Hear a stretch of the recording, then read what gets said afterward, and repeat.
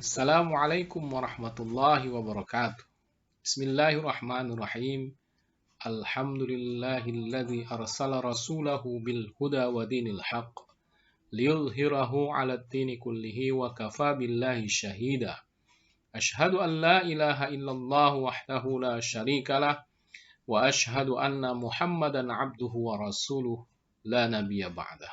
Allahumma shalli ala sayyidina Muhammad wa ala alihi wa ashabihi ajma'in, amma ba'du.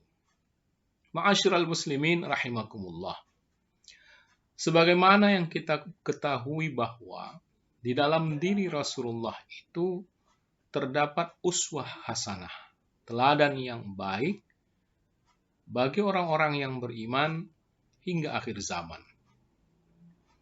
Termasuk pula teladan itu ada pada diri para ulama, karena merekalah pewaris fungsi kenabian itu.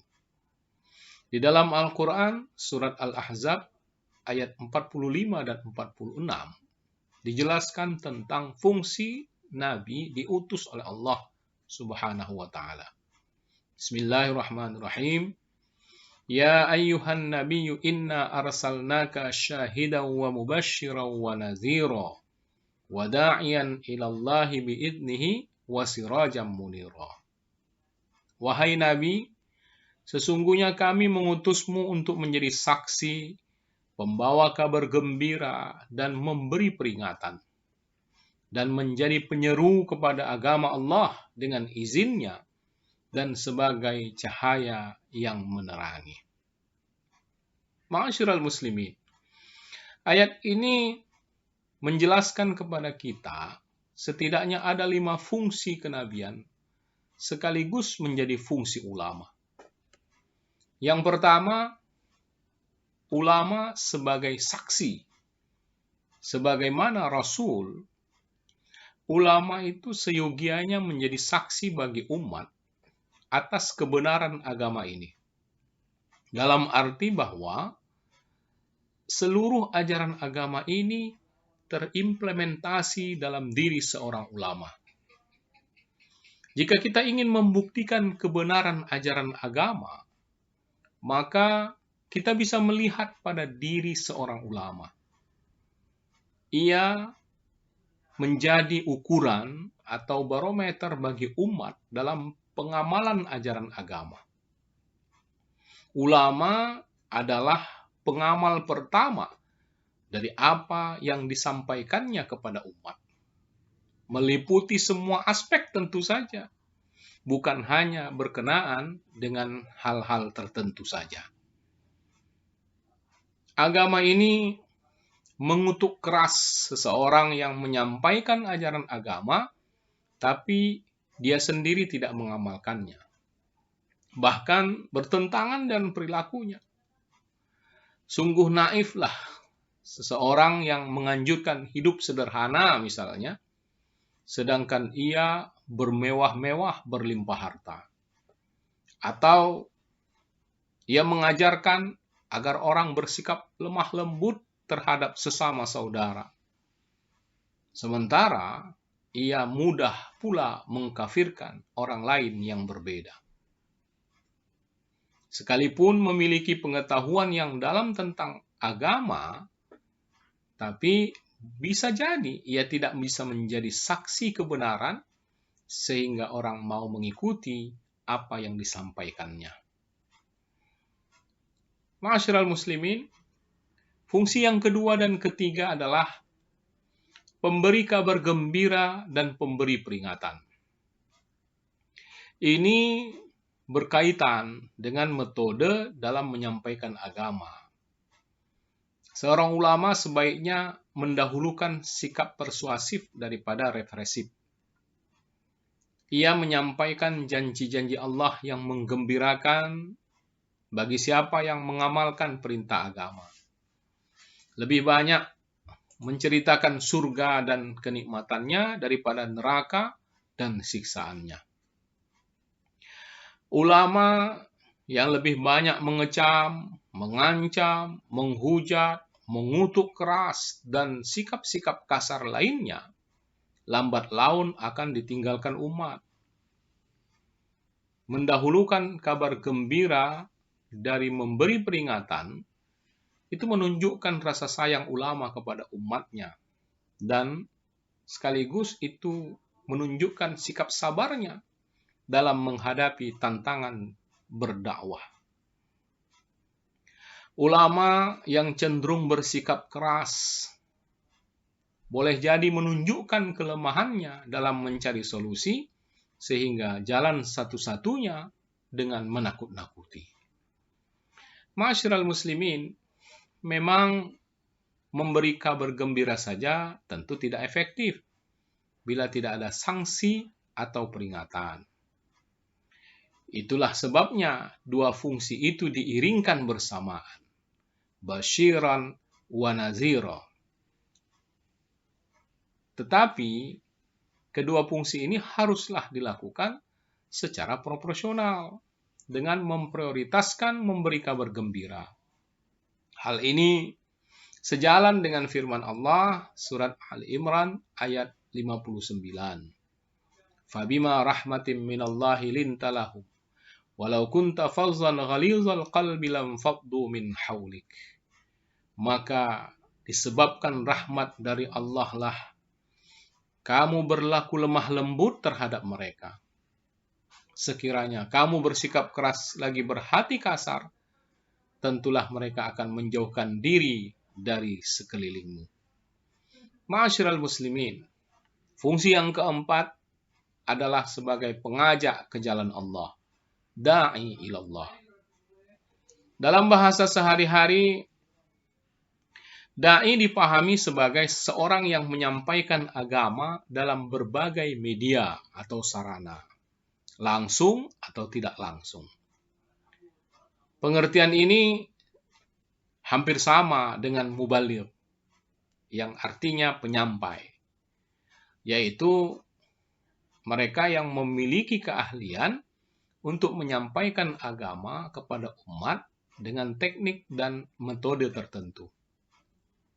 Boleh jadi seorang ulama tidak memiliki keahlian seperti seorang da'i atau mubaligh dalam menyampaikan agama kepada khalayak. Tetapi pada hakikatnya seorang ulama itu adalah da'i. Dan pada kenyataannya seorang da'i belum tentu ulama.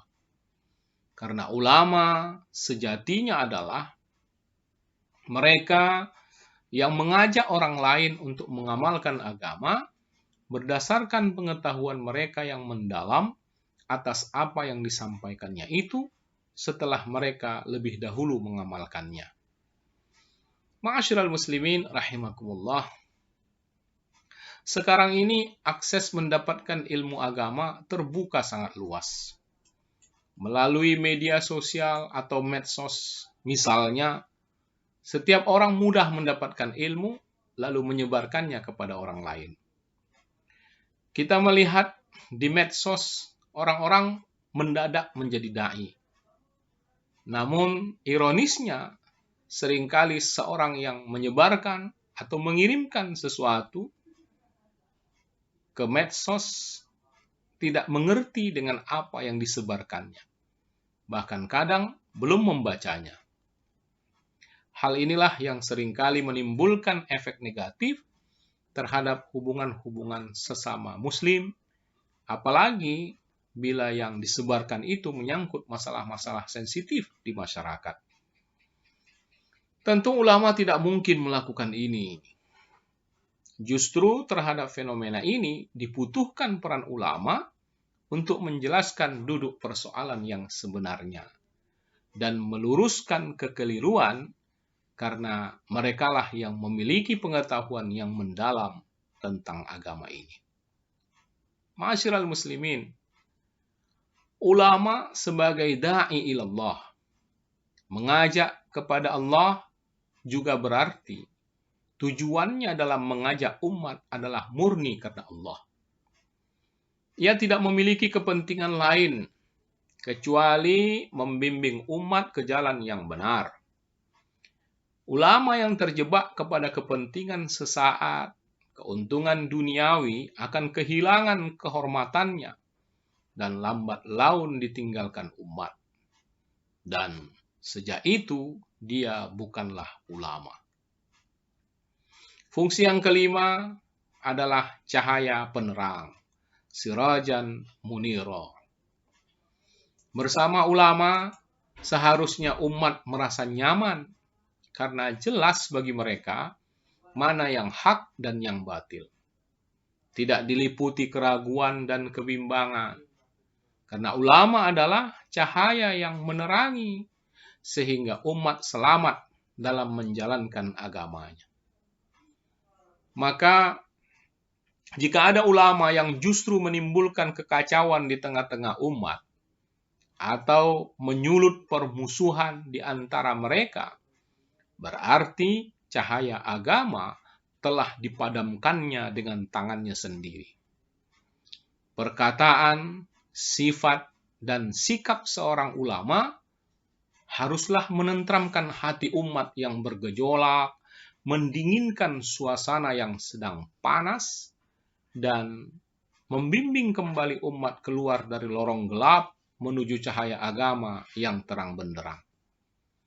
Ma'asyiral muslimin, kita merindukan sosok ulama yang memiliki kelima fungsi ini. Dan dengan inilah mereka layak menjadi pewaris Nabi. Fungsi inilah yang bisa membuat mereka diterima seluruh umat secara luas. Tidak hanya populer pada kelompoknya saja. Sejatinya, ulama dikenali dengan fungsi-fungsi ini, bukan dari kegarangannya di mimbar atau penampilan yang mempesona.